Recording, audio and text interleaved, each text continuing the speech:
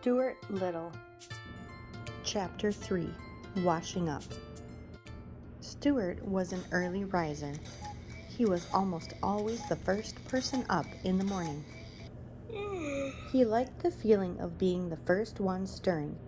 He enjoyed the quiet rooms with the books standing still on the shelves, the pale light coming in through the windows, and the fresh smell of day.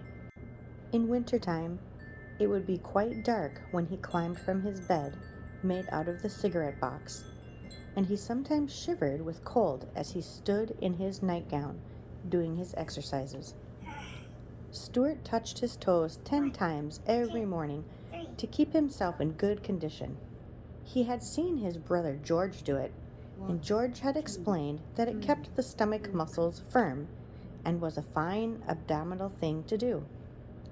After exercising, Stuart would slip on his handsome wool wrapper, tie the cord tightly around his waist, and start for the bathroom, creeping silently through the long dark hall past his mother's and father's room, past the hall closet where the carpet sweeper was kept, past George's room, and along by the head of the stair till he got to the bathroom.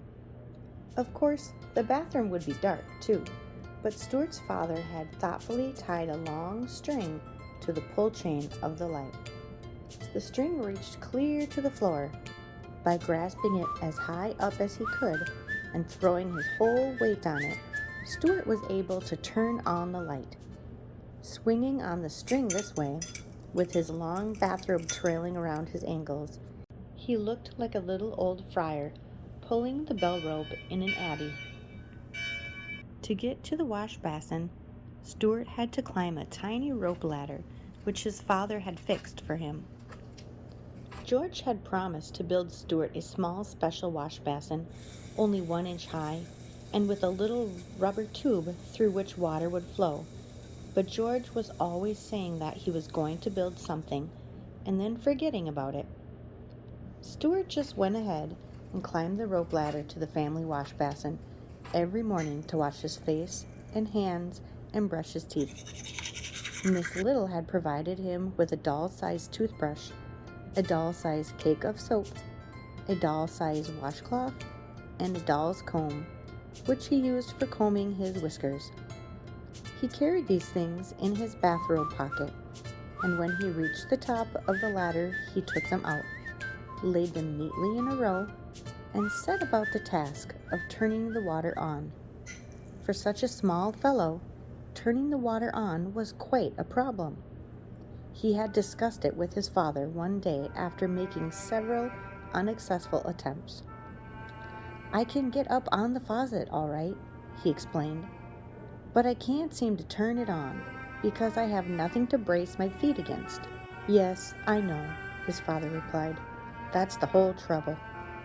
George, who always listened to conversations whenever he could, said that in his opinion they ought to construct a brace for Stuart, and with that he got out some boards, a saw, a hammer, a screwdriver, a bradawl, and some nails, and started to make a terrific fuss in the bathroom, building what he said was going to be a brace for Stuart. But he soon became interested in something else and disappeared, leaving the tools lying around all over the bathroom floor. Stuart, after examining this mess, turned to his father again. "Maybe I could pound the faucet with something and turn it on that way," he said.